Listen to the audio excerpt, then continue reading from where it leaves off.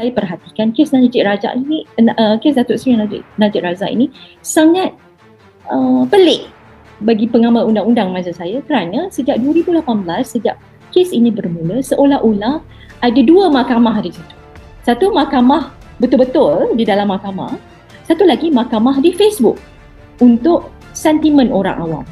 Dan kita perhatikan masa di peringkat mahkamah tinggi dan mahkamah rayuan, yang seolah-olah apa yang dihidangkan kepada publik itu tidak sepertinya sama apa yang didendangkan di dalam mahkamah. Jadi saya selama ni memang saya tak nak campur urusan pentadbiran atau perjalanan mahkamah ini, sampailah saya perhatikan something is off somewhere masih di mahkamah rayuan. Sebab saya tengok apa yang ada dalam Facebook dia lain apa yang terjadi dalam mahkamah.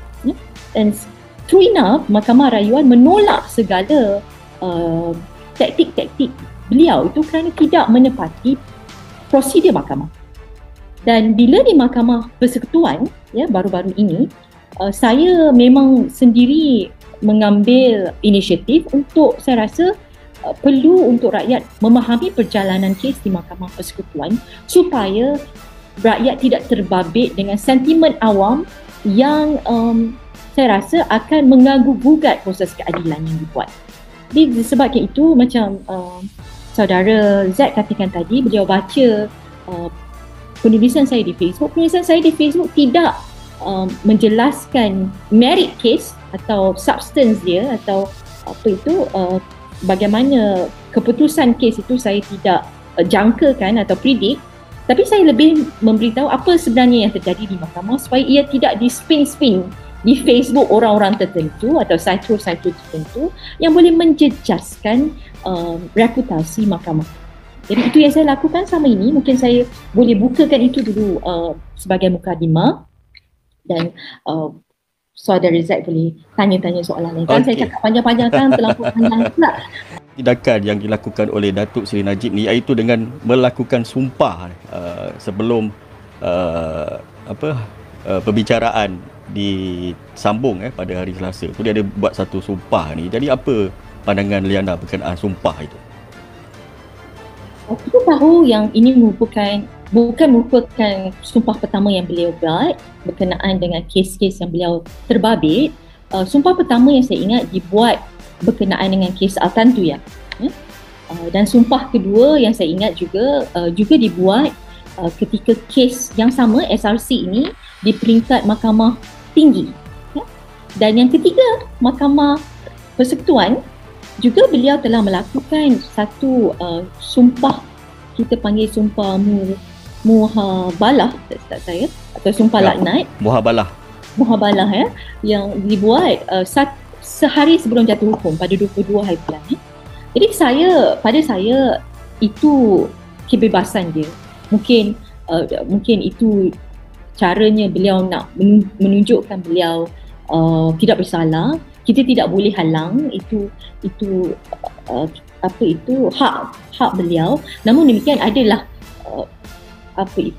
dalil dan juga pandangan ilmuwan agama mengenainya. Saya tak nak sentuh sebab saya bukan pakar ya. Jadi kalau nak bercakap tentang sumpah itu, saya mendengar sendirilah kita baca daripada dada akbar dan kita mendengar sendiri sumpah yang dibuat di Masjid Kampung Baru yang dirakamkan secara live dan rekodkan, yang orang sebarkan. Cuma satu je saya perasan dalam sumpah tersebut, apabila beliau mengatakan yang beliau bersumpah yang beliau tidak tahu bahawa wang yang beliau terima dalam akaun beliau itu datang daripada syarikat SRC, itu yang sepatutnya diucapkan. Cuma bila saya dengar kembali video tersebut, kalau tuan-tuan ada, saya ada kongsikan di dalam Facebook saya, link daripada Malaysia Kini punya record, minit ke 3.45 hingga 3.50 atau 55, tuan-tuan boleh dengar sendiri. Beliau tidak mengatakan syarikat SRC, beliau mengatakan syarikat CSRC. Dana sebanyak 42 juta itu datang daripada syarikat CSRC secara langsung atau tidak langsung. Kedua, daripada syarikat CSRC secara langsung. Jadi bila saya dengar tu saya macam bukan syarikat SRC yang dalam sumpah ini, syarikat CSRC. Kalau kita bersangka baik, mungkin dia tersalah sebut lah. Saya ambil that route lah, tersalah sebut. Tapi kalau tersalah sebut pun, kalau diikut akuan bersumpah dalam undang-undang kita, kalau tersalah nama, kalau tersalah IC, kalau tersalah maklumat, akuan bersumpah itu akan ditolak outright. Tidak boleh diterima langsung.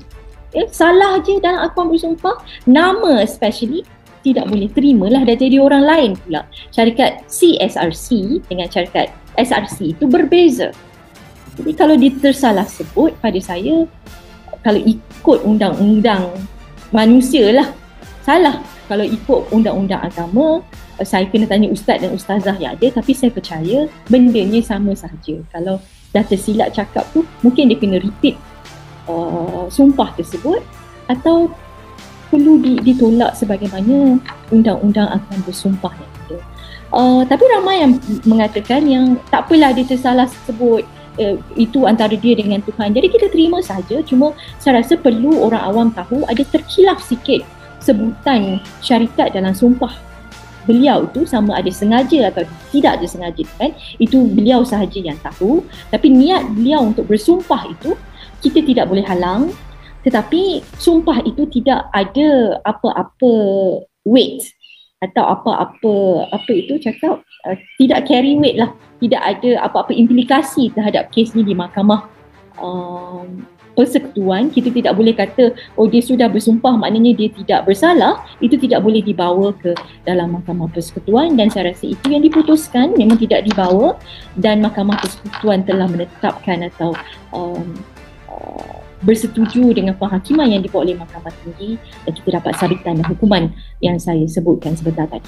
Ya, walaupun sudah berkali-kali Datuk Seri Najib bersumpah, mahkamah tetap memutuskan bahawa beliau bersalah. Jadi itu dari sudut sumpah. Dari sudut satu lagi, kepercayaan oleh setengah-setengah penyokong Datuk Najib Razak.